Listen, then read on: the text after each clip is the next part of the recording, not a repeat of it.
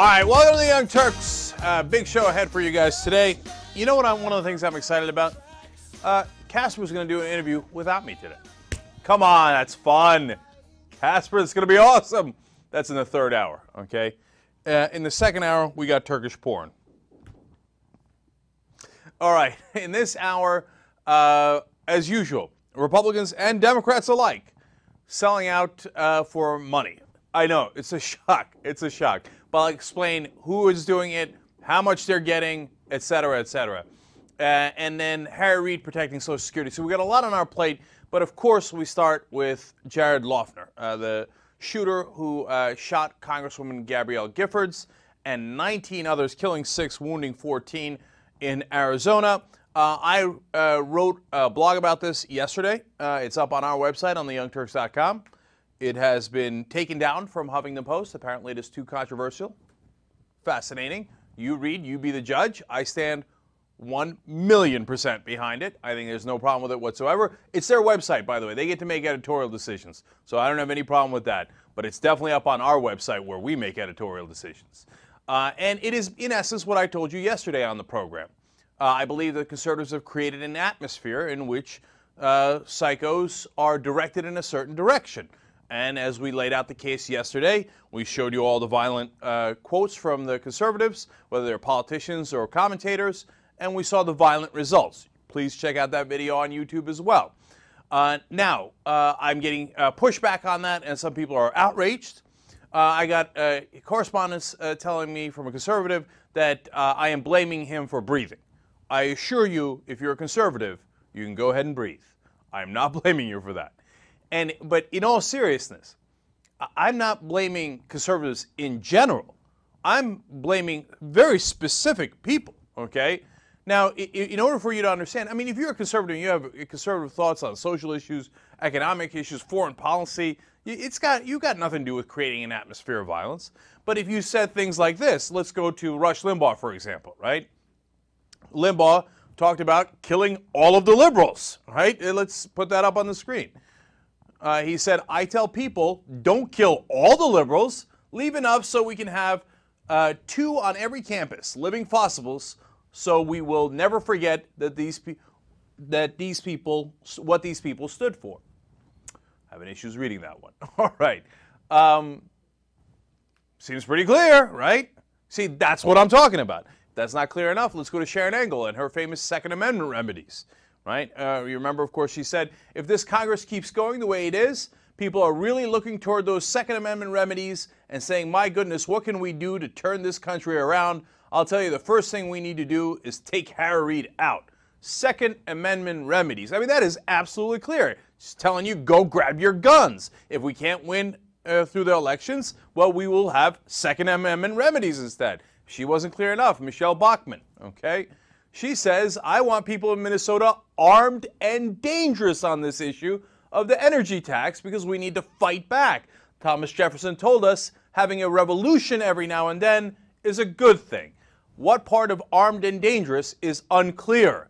Those are the people that I am referring to. Now, if you've said similar things, then I'm referring to you.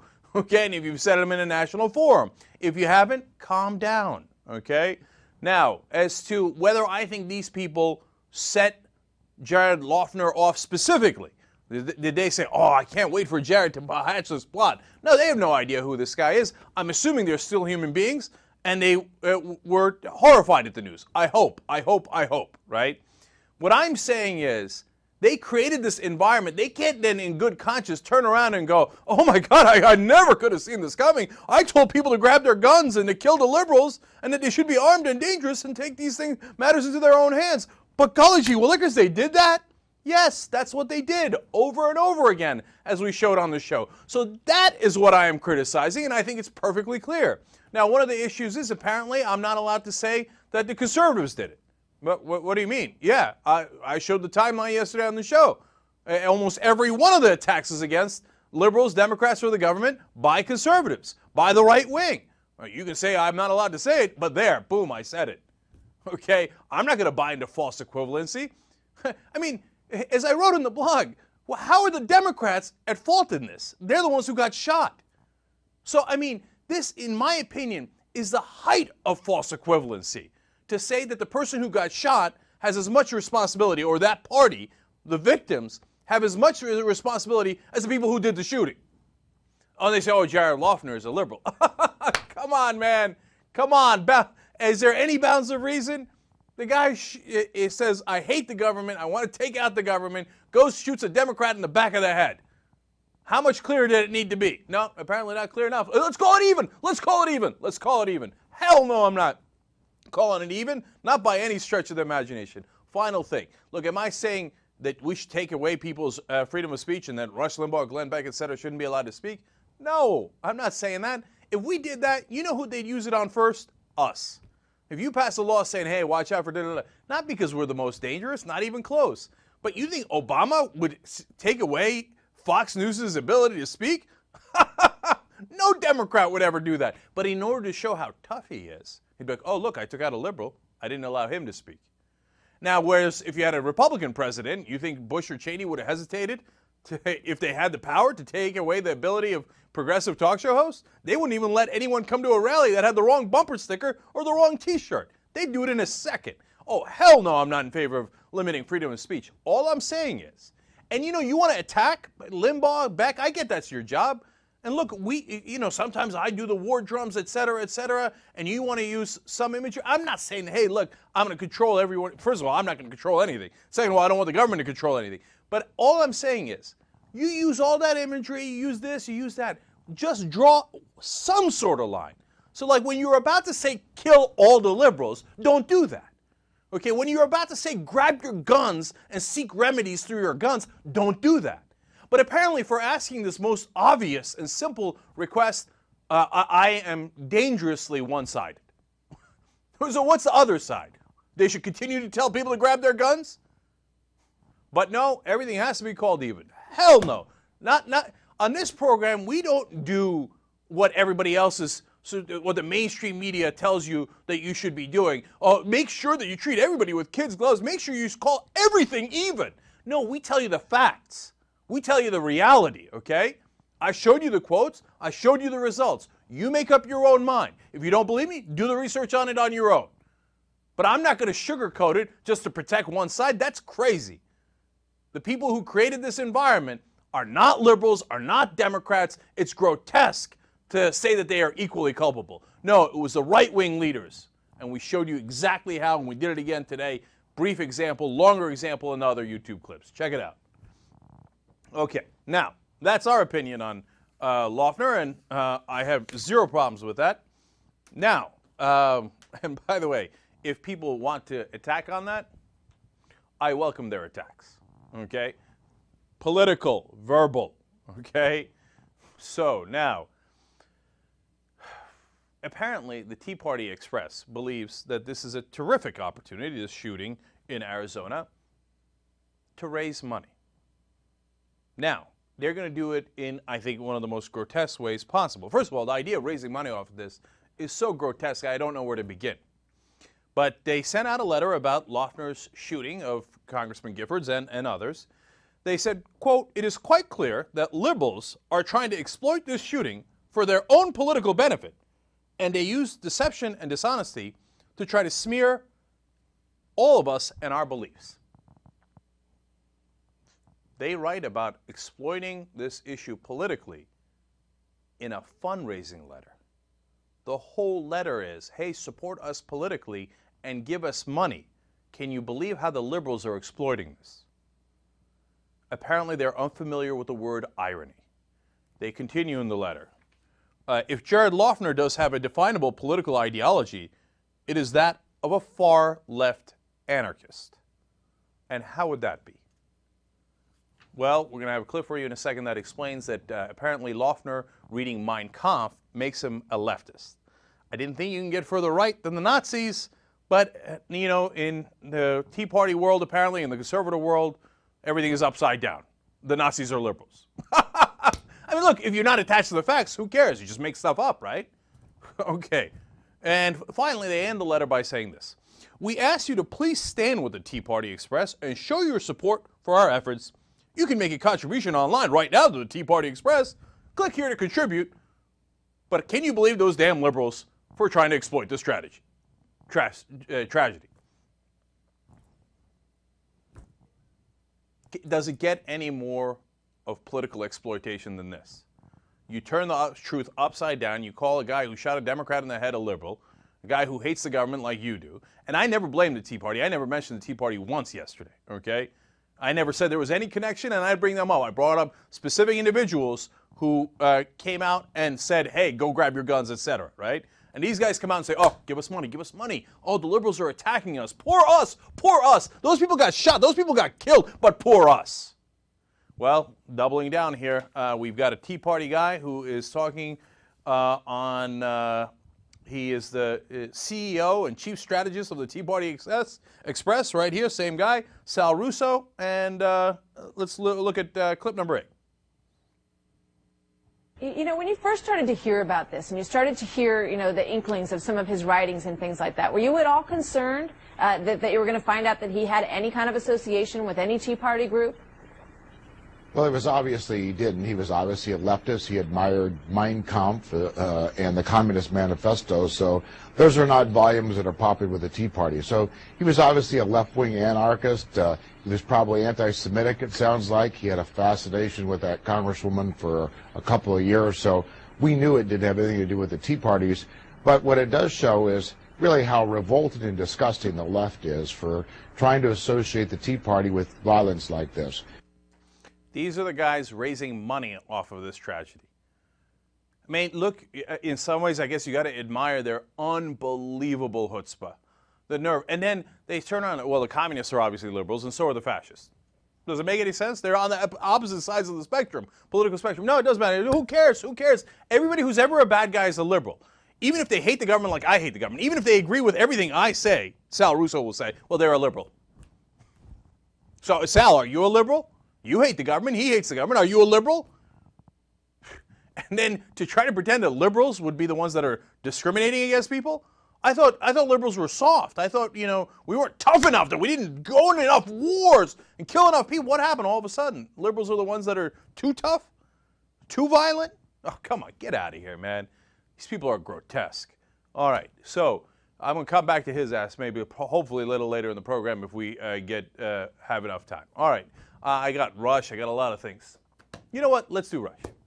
So, Rush Limbaugh has a different theory on what caused Jared Loughner to go off or who is supporting him. And it turns out it's not that he's a conservative, as always. You see we got a momentum here behind this talking point.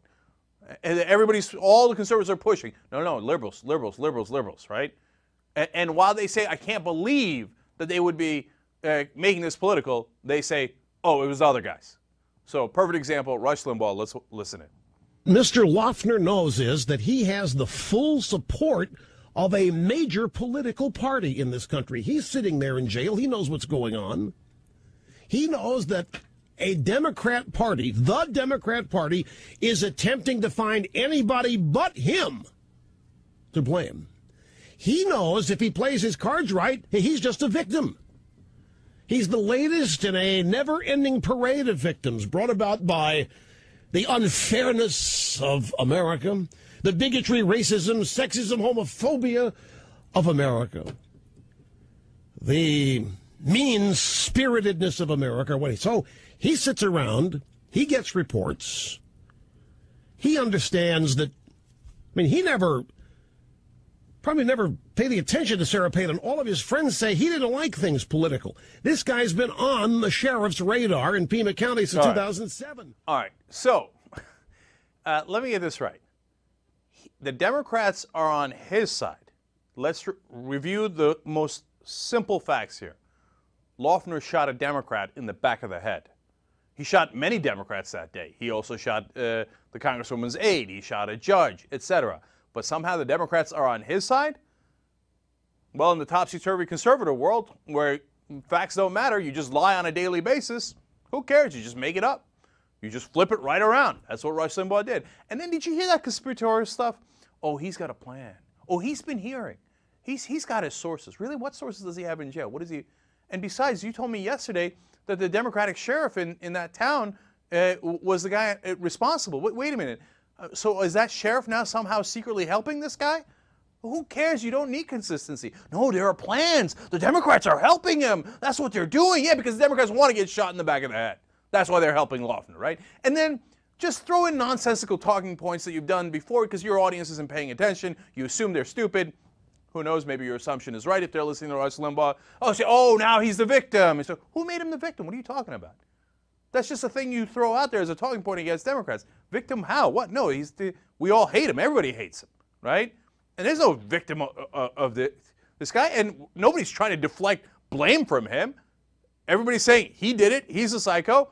And we're telling you that part of the problem is that you keep egging people on. So how did it look, sometimes I struggle to make sense of what they say because there is no logical connection. All they want to do is exploit this for their political benefit as they say they are outraged that anybody would make this political. You heard Rush Limbaugh right there saying it's the Democratic Party. Can you make it any more political? I just keep wanting to repeat this fact because as I watch the mainstream media, I think, am I the one that took the crazy pill here? Loeffner shot a Democrat in the back of the head. At a Democratic event, he shot 20 people. How is this either even or the Democrats' fault? How? Well, let's go to the mainstream media. Let's go to clip number 6. David Gergen's on with John King of CNN, and they're going to poo-poo us. They're going to say, oh, no, let's please call it even. We need to cool the rhetoric. We need to cool the accusations, John, because 24 hours later, you know, this man who was charged, it remains a complete mystery to us. We don't know what he was motivated by. Going off, you know, there were a lot of charges coming on the internet yesterday, right after the shooting, before we even knew basically anything about this man, from the left saying, well, it obviously had traces back to Sarah Palin, the Tea Party, Glenn Beck, and all the rest.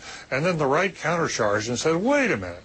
You know, what about all the rhetoric that you all hurled at George W. Bush, the violent rhetoric that you had used against him?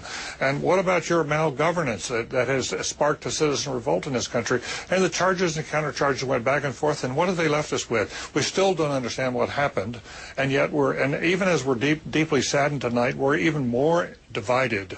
To David's point, if you look at the criminal complaint, they found my assassination written on a note at the alleged shooter's house, according to the complaint. They found Congresswoman Gifford's names. If you look at her record, she's a relative centrist in the Congress. She's not a polarizing political person by any means. Yes, she's voted with the Democratic leadership on many things, but she was also among the 19 people who just last week would not vote for Nancy Pelosi to be the Democratic leader. She is a centrist, not a firebrand. Tonight, I think a very good lesson for everybody is let's not point fingers absent facts, and let's all try to be a little bit more careful. Yeah, that's great. You see, perfect example. David Gergen. Oh, there's charges and countercharges. So if somebody gets shot in the back of the head, the other people, say, oh, it was their own fault. Charges and countercharges. I'm going to call it even. How dare anybody not call it even? Let's be neutral. Let's be neutral. Then you hear John King with, oh, she was a moderate Democrat. What was that about? So what, Republicans wouldn't shoot moderate Democrats? They'd only shoot left-wing Democrats?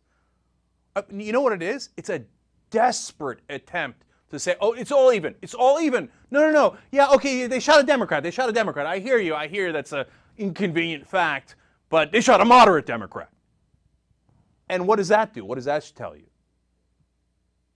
That tells me you don't want to deliver the news to people. You don't want to deliver the truth to people. That no matter what the reality is, how many Democrats did he have to shoot before you said, hey, you know what? It's not the Democrats' fault. It's not even-sided. It's not charges and countercharges. He shot 6 people, or 20 people overall, killed 6. How many did he have to kill before you said, no, it's that side, not this side? No, everything has to be neutral. They suck at news. The only upside to how much they suck at news is that, well, you guys are going to come to us for the real news. Because you see that's garbage. What's the point of watching that? It's like, I make this sports analogy all the time. It's like Giants and Cowboys play. Giants win 42-0. These guys come out and go, there's charges and countercharges about who won. Giants and the Cowboys both played fantastic. No. One side 42-0. What? No. You know what you do after a while? You go, well, if they're not going to tell me the score, I'm not going to tune in. I want to see who won. I don't want to see you tell me that both sides were brilliant. or both sides were terrible. What the hell? What actually happened? Well, they're not going to tell you. We're going to tell you. So you come watch this instead. That is the only, upside to how terrible they are at news. Of course, the terrible downside is that they greatly misinform the American people. Young Turks.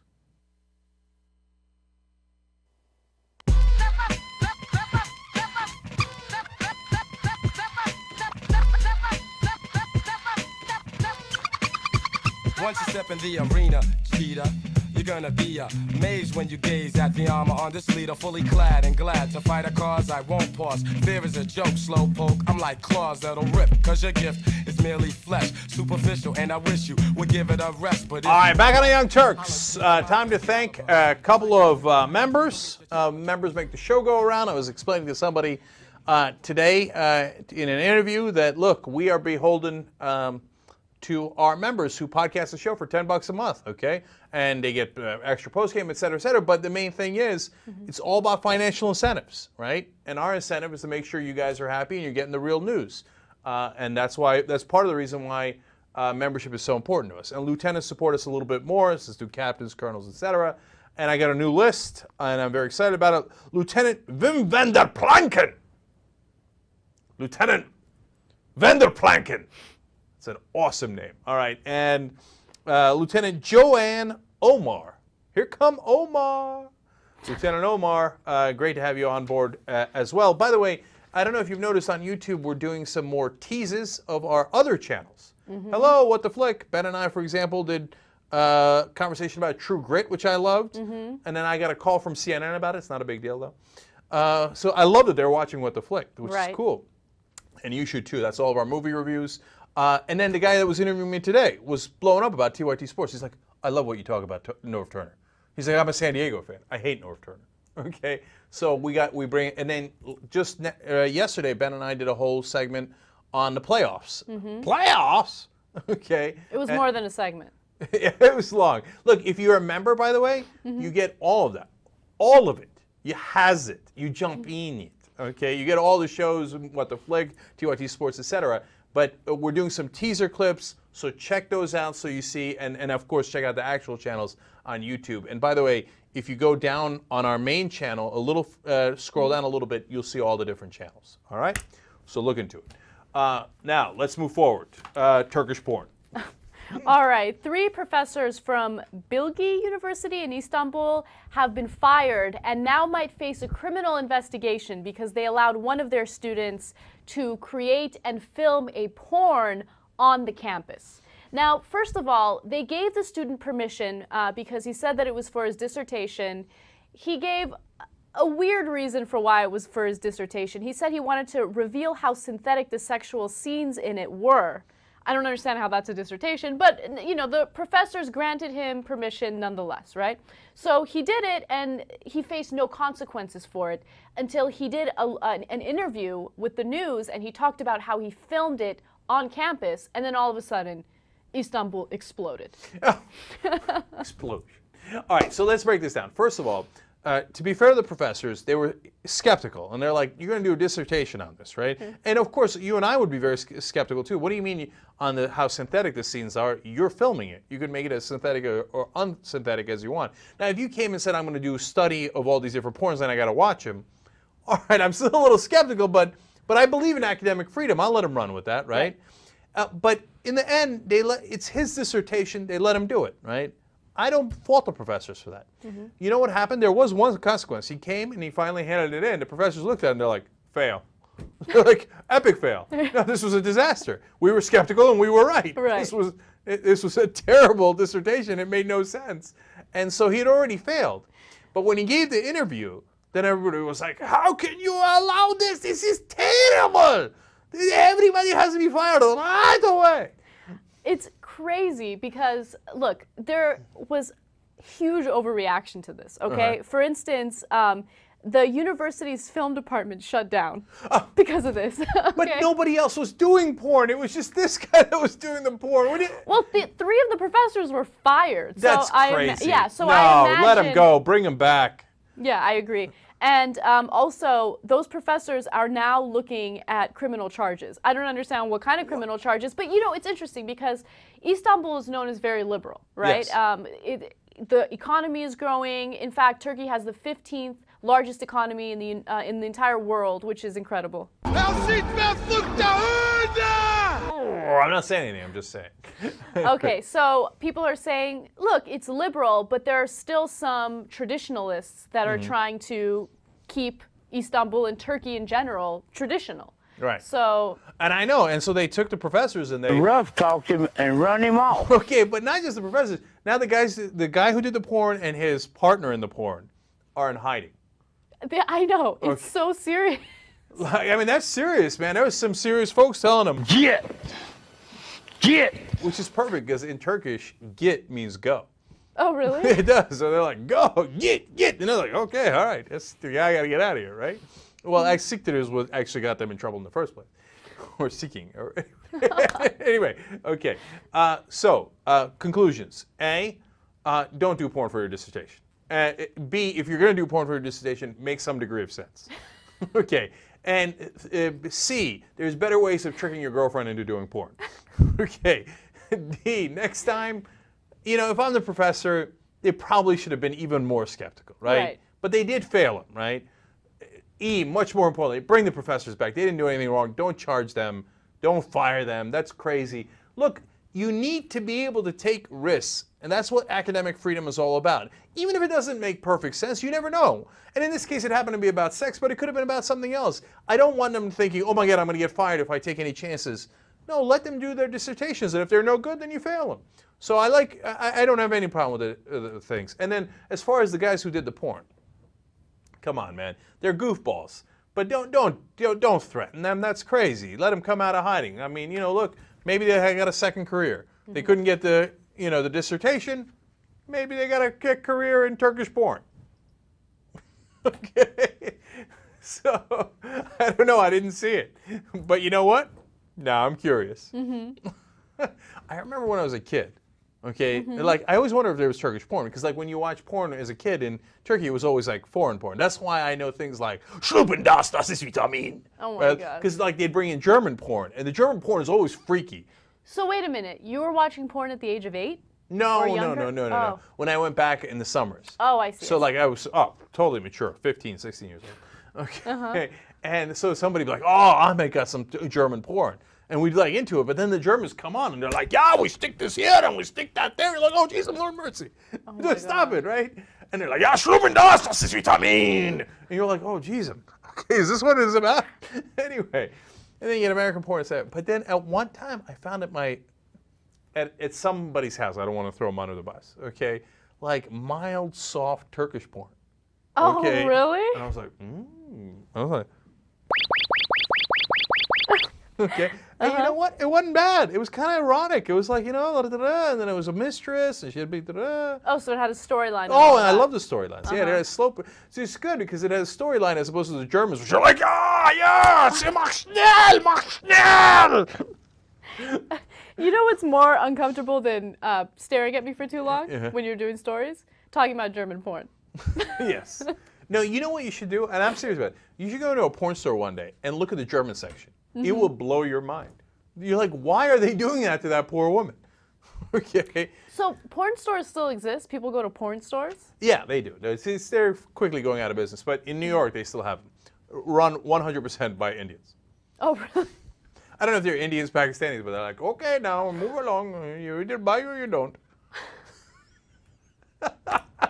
You have looked at the German porn for too long. You need to at least move to another section. Check out Japanese porn down in aisle B. I'm just saying, I heard a friend went through that. Oh. Okay. Yes. All right. There is a controversial food contamination issue happening in Germany. Okay. It turns out that one of the feed providers, the manufacturers of the chicken feed, had high levels of a chemical known as dioxin. Okay, and right now it's very unclear how the feed got contaminated. But of course, as with the United States, they have very relaxed regulations when it comes to the food industry, okay, and the agriculture and everything that happens there. So I didn't know this, but what they do is they mix fat into the feed, right? And the company that provided the fat to mix into the feed had the dioxin in it. And food manufacturers found out in March of 2010 that there were high levels of dioxin in the feed, and that if chickens are eating it, there's going to be dioxin in the eggs, right? But they ignored that and they continued selling the eggs. They continued giving the chickens the feed. In other words, they told German consumers, "Schlupen das ist Vitamin." Now, it ain't right, but look, that's the thing. Profit motive, right? Yes. It drives people to do terrible things. And that is why it's important. But you're never going to get rid of the profit motive. It's always going to exist, nor should you get rid of the profit motive. It has a tremendous upside, too. That's why it's important for any government, whether it's the U.S. government or the German government, to make sure that you regulate these folks. Yes. And like, you know, we need cops on the street. I talk about it in regards to America. You need cops on Wall Street, too, to regulate the banks. But you also need cops in all these different areas. And that is good, healthy regulation. Make sure we're not getting poisoned by the food we're eating, whether it's in Nebraska or it's in Stuttgart or Düsseldorf. You know, you got to know what's in your Kartoffelsalat. I have busted out all of the German words I know today. But also, ich habe einen Geburtstag. What does that mean? It's the wrong way of saying I have a birthday. I know it's wrong, but I don't know how else to say it. But Geburtstag is a funny word. You got to give the Germans. They got funny words. All right, look, are we out of time? Is that what's happening? All right, well, for the post-game show, actually, in the next hour, I'm doing an interview on the shootings with one of the top gun control advocates in the country. Okay, that's in the third hour. In the second hour, in the second segment, Casper's doing an interview with Jessica Bennett of Newsweek about what do reality TV, what does that say about women and the image of women in America? It's fascinating. You're going to want to check that out. And then in the post-game show, we had a great one on Friday. We had a really good one yesterday. Make sure you check those out. And today, we also have scandalous stories. I want to at least do some of the scandalous stuff we have at the end here. We got to do the 50-cent story. Oh, the 50-cent story is perfect. You don't want to miss that. Don't be crazy. Sign up for membership. We love you, members. Go, come back, etc. TYT. Now here's a story about a woman with dreams, so picture perfect at 13 and ebony queen. Beneath the surface, it was more than just a creepy smile. Nobody knew about a secret, so it took a while. I could see a tear fall slow down her black cheek, shedding quiet tears in the backseat. So when she asked me, what would you do if it was you? Couldn't answer, such a horrible pain to live through. I tried to trade places in the tragedy. I couldn't picture three.